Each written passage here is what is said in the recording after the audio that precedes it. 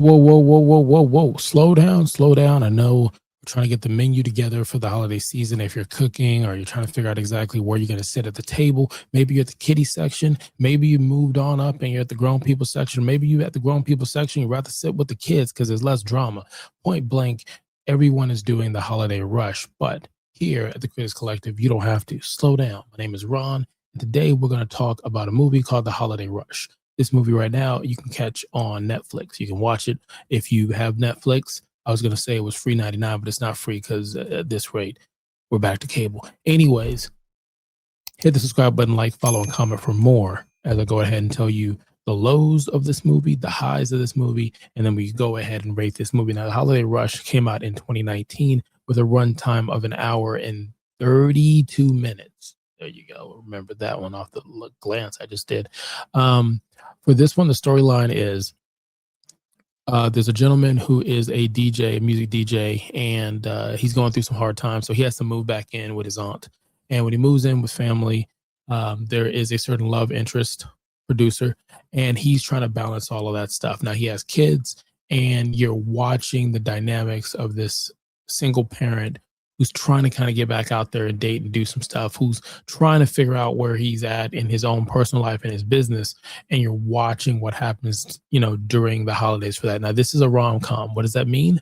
It means it's cheesy. That means there's certain elements that are predictable. That's just what it is. Now, another one that you can check that we talked about last year, I think a few of them come to mind, but then they're gone. I was going to say Claws, but that's not a rom-com. Our Little Secret. You can check that one out at Lindsay Lohan, and check the review that what we did with that one.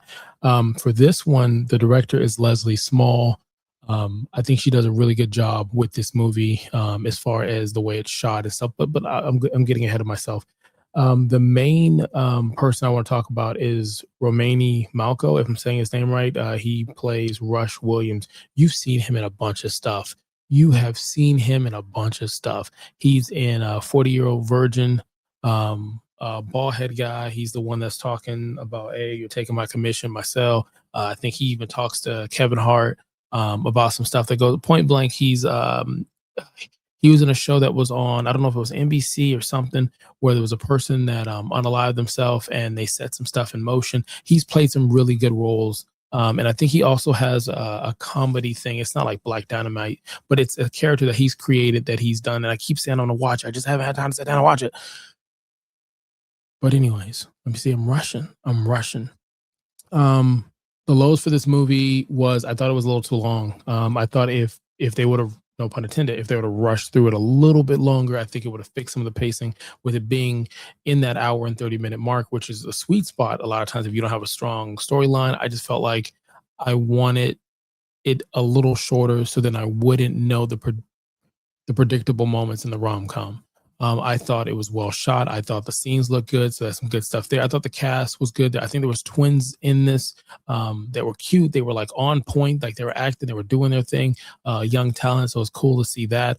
The producer, I felt like there was chemistry between the two. Like if you go back, and again, I'm going with Our Little Secret and other rom-coms, whether holiday season or not, sometimes it's hard to find that chemistry. That chemistry either visually doesn't look right, or it seems melded in at times or whatnot. And Our Little Secret, it felt at times that those two characters played well off each other, and other times it just seems like it didn't. And I felt like with these two in Holiday Rush, it was smooth. Other than that, that's really it. I mean, this is just really just a movie that you can watch during the holiday season. I wouldn't even say that this would be background. I would say, you might be decorating the Christmas tree. I don't know. I take that one back. Just watch it. But it's not background music. It's not background movies. It's not something you play while you're cooking Rice Krispies Christmas morning or something like that. We rate from a 5 to a 0. 5 being excellent, 0 being horrible. We're talking Holiday Rush on Netflix right now, 2019. Now, what I mean by that, and just this how it happens in Ron's house. Whose house? Ron's house.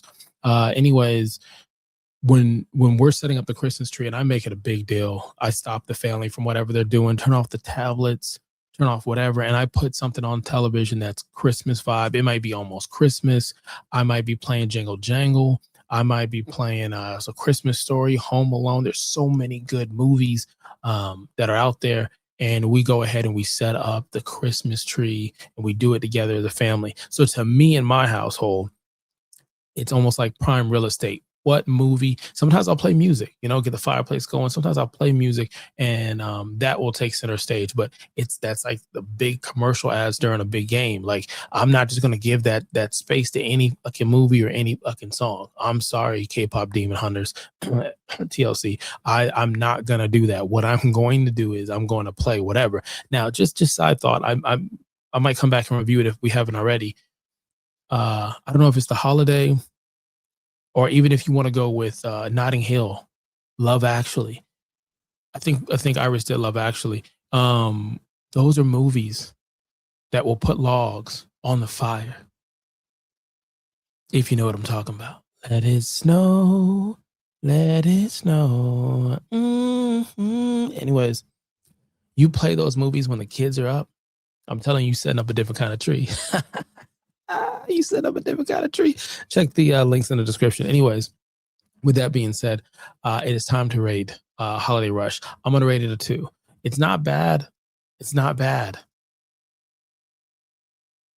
Okay, wait. We've never done this before.